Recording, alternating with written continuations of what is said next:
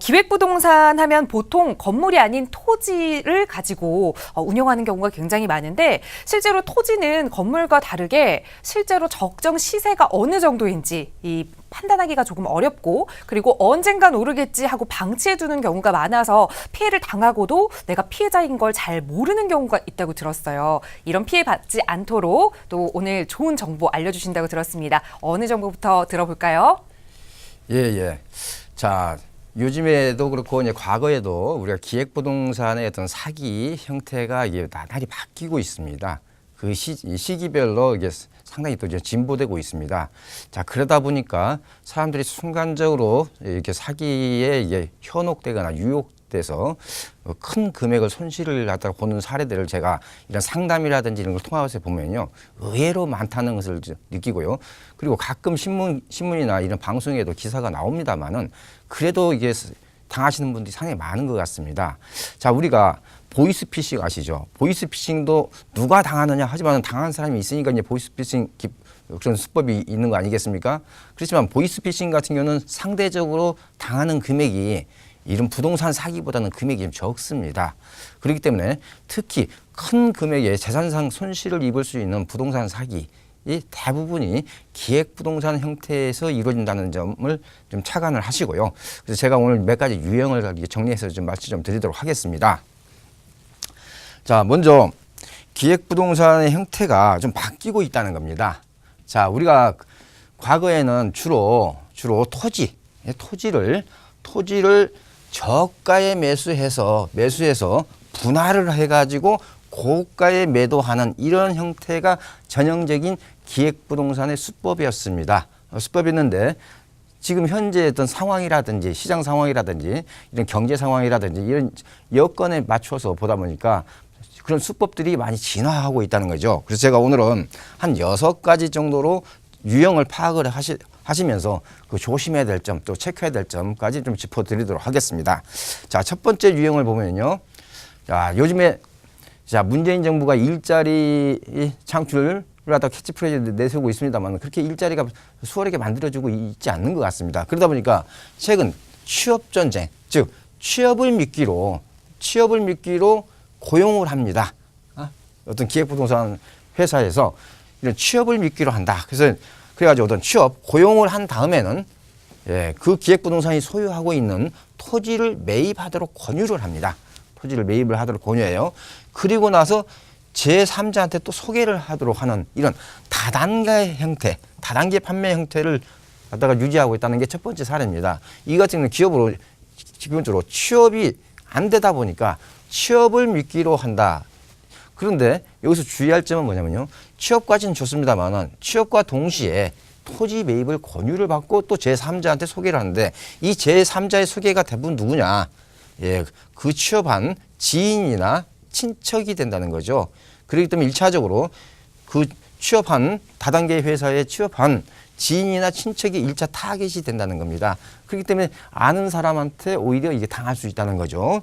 그러면서 특히 그분들이 하는 형태 몇 가지 언어를 좀 나도 이미 구입을 했으니까 안심하고 투자해도 좋다라고 이런 식의 권유를 받는다는 거죠. 두 번째는 매수자를 갖다가 제3자를 이렇게 소개해 주면은 그 대가로 인센티브를 주게 됩니다. 그러다 보니까 거기에 현혹돼서 더 적극적으로 지인이라든지 친척을 이렇게 현혹하는 사례가 있다. 그래서 취업을 미끼로 한 다단계 형태의 기획부동산이 극성을 부리고 있다는 게 첫 번째 유형이 되겠고요.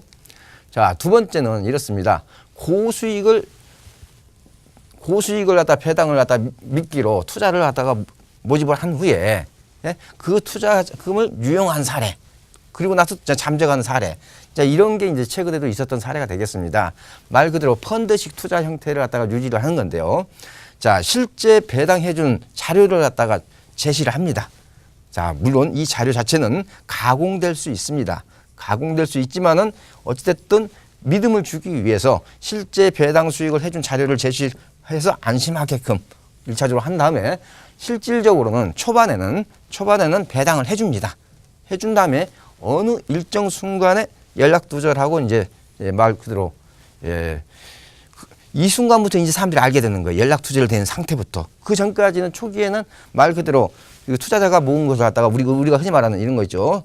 돌려막기 예? 이런 형태로 해서 수익금을 준 다음에 순간적으로 연락 투자를 하고 예, 잠적하는 형태가 되겠습니다. 자, 기본적으로 고수익을 갖다가 제시를 한다면은 우리가 한 번 정도는 의심을 해볼 필요가 있다는 거죠. 자, 세 번째 형태입니다.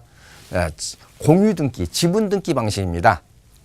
자, 왜 그러냐면은 전에 같은 경우는 임야 같은 경우를 이게 기획부동산에서 매수를 해가지고 분필을 어느 정도 했었습니다. 그렇지만 요즘에 정부가 이런 토지 분할 요건을 대폭 강화를 했습니다. 그러다 보니까 분필이 그렇게 수월하지 않아요. 수월하지 않다 보니까 추후에 나중에 분필을 해주겠다 하고 가분할 도면 기준으로 매매를 갖다가 하는 겁니다. 그러고 나서 나중에 잔금을 하고 나서 등기권리증이나 이게 하다 보면은 다수의 공동 소유자 형태로 되는 겁니다. 즉 분필이 안 된 공유 형태, 즉 지분 등기 형태가 되는 거죠. 지분 등기. 자, 이렇게 되면은 얼굴도 모르는 사람하고 어떤 토지를 공동 매수하는 그런 형태가 되겠습니다. 자, 이런 형태가 굉장히 많다는 거죠. 자, 그러다 보면은 이런 토지를 갖다가 만약에 매수를 하게 되면은 첫 번째 제한물권, 대출이라든지 이런 제한물권 설정이 안 되고요. 물론 매도는 법적으로는 가능합니다만은 내 토지가 어느 위치인지도 모르기 때문에 현실적으로 매도가 안 됩니다. 그래서 제한물권 설정도 안 되고 현실적으로 매도도 어렵다. 따라서 이런 토지를 가지고 계신 분들이 애물단지로 이렇게 가지고 계신 분들이 의외로 많습니다. 따라서 분필이 안 된 토지, 즉 지분 등기 이런 토지로 권하는 형태는 대부분이 기획부동산의 사례라고 보시면 되겠습니다. 자, 그 다음은 소유권이 없는 토지를 실제 매매하는 사례가 있었습니다.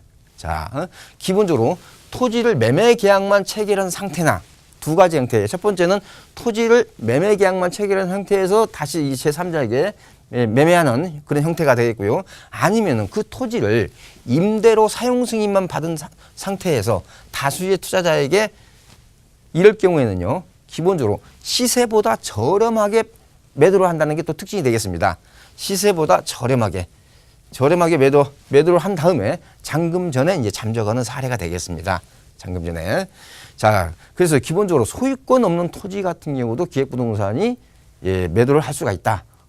참 우리가 생각해 볼 수 없는 부분이 되겠습니다만 사실 있는 사례가 되겠습니다. 자, 따라서 이런 경우는 토지 등기부 등본을 꼭 열람을 해보셔야 되고요. 그다음에 토지 온 소유자에게 확인을 하면 더 안전하는데 여기서 가장 더 중요한 건 뭐냐? 시세보다 너무 저렴하다. 이거 일단 의심하라는 겁니다. 왜냐?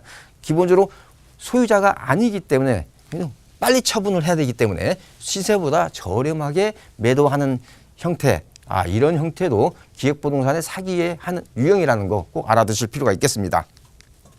자, 그 다음에는 토지에만 기획부동산이 있는 게 아닙니다. 이런 서울의 구도심이라든지 도심 지역에서도 있을 수 있습니다. 이런 형태는 뭐냐면요. 도심에서는 어떤 일정 구역을 갖다가 예를 들어서 이렇습니다. 전에 하나의 사례 같으면은 이태원 쪽에 보면은 서울 용산 이태원 쪽에 재개발 지역이 아니었습니다. 재개발 지역이 아님에도 불구하고 딱 지도에다가 이태원 쪽에 뭐 1구역, 2구역, 3구역, 4구역 딱 이렇게 그려놓고 이 지역이 개발된다. 이렇게 해놓고 하시는 분들이 있어요. 근데 이거 같은 경우는 이제 이런 개발 호재를 인위적으로 가공을 하는 겁니다. 인위적으로 가공을 해요. 자, 그러면서 자, 이런 경우는 구청에 개발 계획에 대해서 문의를 하면은 당연히 알 수 있는데 딱 지도 같은 경우가 공인된 지도에 이렇게 딱 구역이 표시가 되면은 사람들은 1차적으로 믿게 됩니다. 자, 그렇기 때문에 이게 지도도 가공을 할 수 있다. 이런 형태는 도심에서도 나올 수 있다. 도심 주택가에서도. 또한 흔히 대기업에서 개발을 위해서 대상 토지를 고가에 매입을 한다고 이렇게 유혹을 하는 사례도 있습니다. 자, 그렇기 때문에 반드시 토지 이용계획 확인을 열람을 하게 되면요. 토지 이용계획 보면은 거기에 현재 어떤 정비구역이라든지 개발행위 제한구역이라든지 이런 우리 상황을 알 수가 있습니다. 알 수가 있기 때문에 구청에 연락을 해보시는 것도 한 방법이지만은 토지 이용계획 확인원만 열람을 해도 개략적으로 우리가 알 수가 있다는 점이죠. 자, 그 다음에 이제 그린벨트입니다. 자, 그린벨트 해제 안하 뉴스가 나와서 그걸 가지고 이제 활용을 하는 겁니다. 자, 이거 같은 경우는 최근에도 이제 많이 성행을 하고 있는 것 같아요. 자, 이렇습니다. 단절 토지에 대한 해제 기준이 10,000제곱미터에서 30,000제곱미터 미만으로 대폭 완화가 됐습니다. 완화가. 자, 이건 맞습니다. 완화된 건.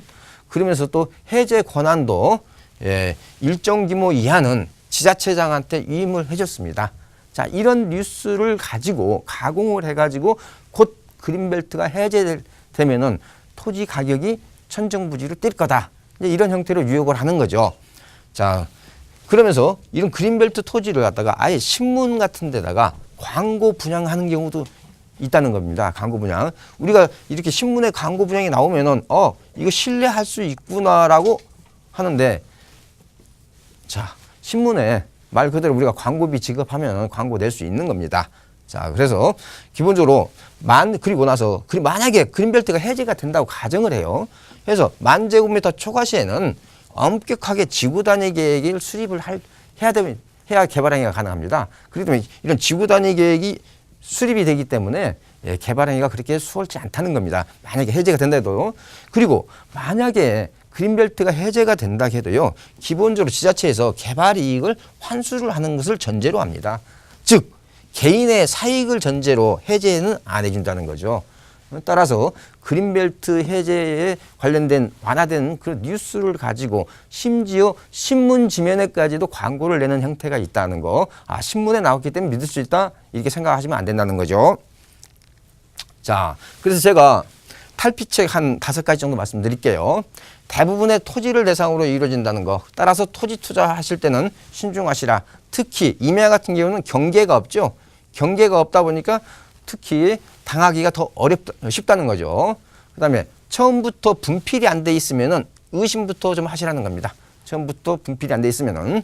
자, 그 다음에 현란한 개발 계획, 관련 기관에 꼭 문의를 하시기 바랍니다.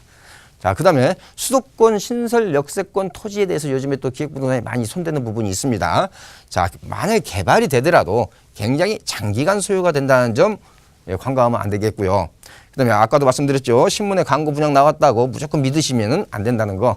그래서 제가 오늘은 기획부동산 형태를 한 6가지로 정리를 해서 말씀드렸어요. 그렇기 때문에 우리 시청자님들은 이런 6가지 형태가 속할 것 같다면은 1차적으로 좀 의심을 해보시고 많은 부분을 이게 체크를 해보시기 바랍니다.